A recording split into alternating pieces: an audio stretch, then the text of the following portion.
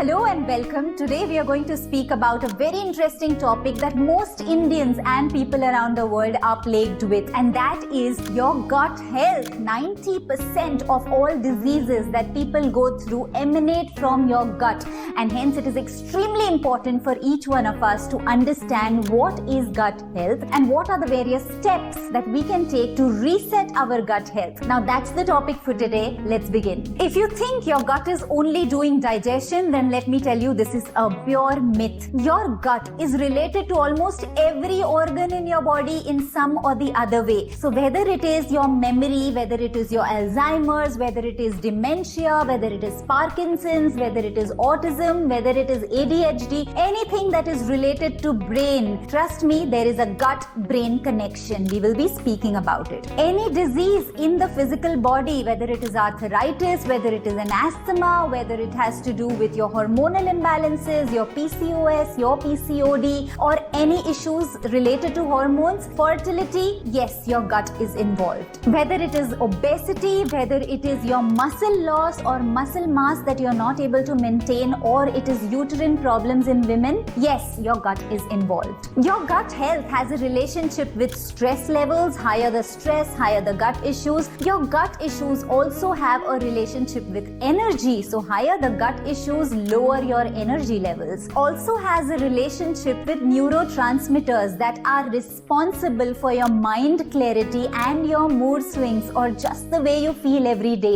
It has a direct relationship with production of a lot of hormones, including serotonin, which define whether you are depressed or in a good mood or whatsoever.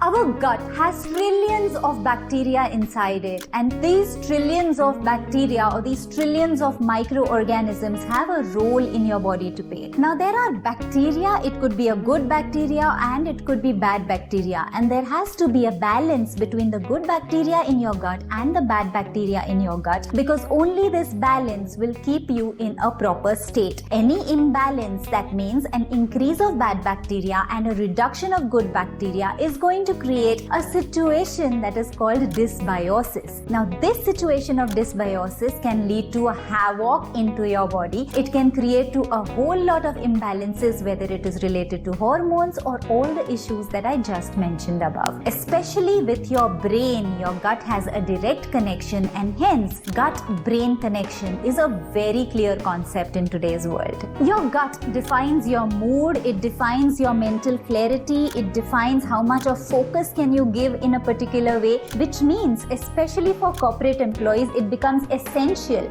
Especially for students it becomes essential, because your productivity and your efficiency and your energy levels at work or in your academics are directly connected to your gut health. Now how do you know that you have a gut problem? Now whether you face any issues related to acidity, or you have constipation, or you have diarrhea, constant loose motions, or if you have just some bloatedness or some heaviness or pain in your abdomen, or you may have skin issues, or you may have hair falling, or you may have mood swings, not able to be concentrating on anything. Now all of this gives us an indication that we need to focus on our gut first. It's very simple to go to a doctor and get medicines, but trust me, those medicines will work for the symptom that you have at present. But if you want to heal your body internally, it's worth giving a look at the symptoms and your signs that your body is giving initially, which means be conscious of your body and live consciously. Understand the signals that your body is trying to give and work towards it. So if your gut is having an issue, what does it require to repair or heal itself? If your gut has an issue, then it just requires time to be able to heal. But what do?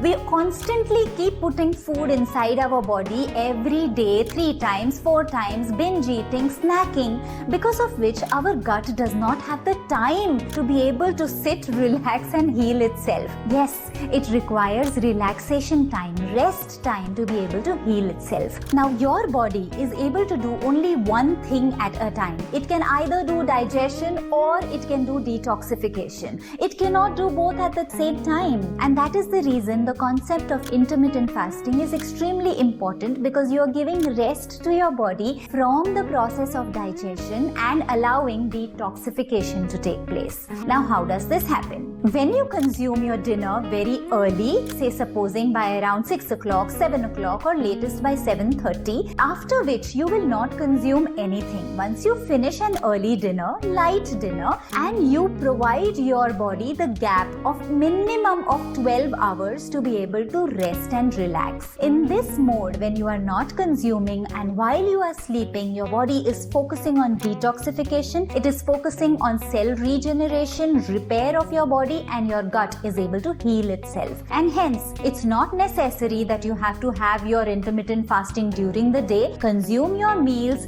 but your dinner has to be early and there has to be a minimum of 12 hours of gap between dinner and your breakfast. Nothing in between. Traditionally, our bodies are also not designed to constantly keep binge eating. You know, some of our ancestors were hunter-gatherers. Some of our ancestors were working in the fields. They did not have this regular snacking system the way we have today. Control your binge eating and try and understand whether your body is really hungry physically or whether it is hungry emotionally. Don't give in to the emotional hunger. Identify the physical hunger. Between every meal, whether it is breakfast and lunch or it is lunch and dinner, you must have a minimum of 4.5 to 5 hours of a gap. Stop snacking and see the difference it will make towards your gut health. Another thing that your gut requires is diversity. Unfortunately, we are into this world of excess overload of information. Somebody says, okay, don't eat this stuff, that stuff. Okay, there is a lot of information around it. But more of the foodstuffs that you start cutting down from your diet, you are restricting the microbiome, which means you are not having the gut diversity that you had before.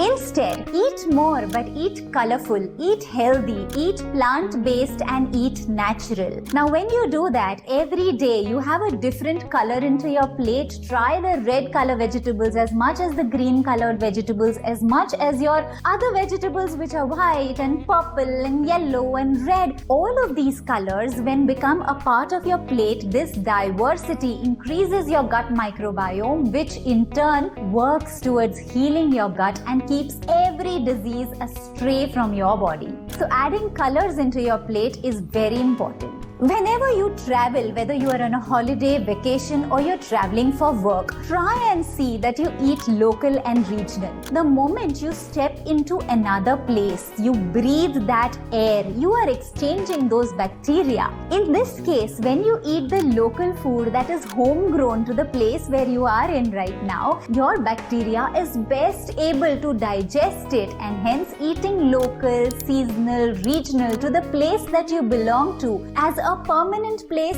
or as on a vacation or for a temporary basis. Eating local, eating seasonal, eating regional is very, very important. Of course, you have to watch what you eat. None of those seed oils that are leading to free radicals into your body, or none of those heavily processed junk food, fried food, because that's not going to help you heal your gut anymore. Yes, it's going to add further disturbances into your health. Now, the moment you speak about white sugar or you speak about the white refined flour, which is your maida, or any of those white refined products, these are going to create disturbances, difficult to digest, have a high gluten level, and if you're already gut sensitive, then this will only worsen the condition. So try and stay away from the processed food as much as possible. Eat natural, eat light, eat food that is rich in live enzymes, that is rich in phytonutrients. For healing your gut, try and eat high fiber fruits, something like your apples or your pears or any other fruit that has high water content and it also has high fiber content.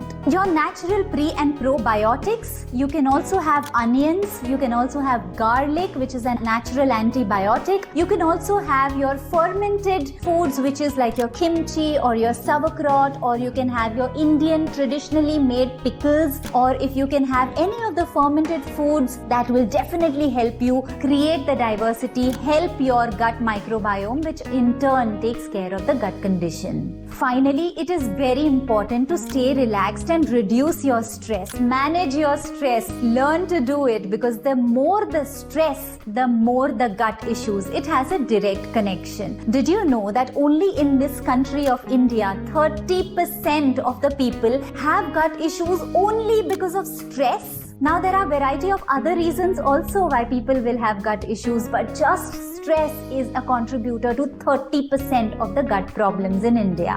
And of course, it is very important to understand your body, understand the signals that your body is giving. So if your body was able to digest certain foods before, but now it is not able to digest those foods, you have to understand that it is required that you go through a gut reset. If your body was able to eat fermented foods before, but it is not able to digest those fermented foods now, it's time that you did a gut reset. I hope all of this is helpful. Please like, share and subscribe the channel. It will help us grow this channel and provide the right information to you. Follow for more nature cure and natural lifestyle tips. Take care of your gut. Namaste.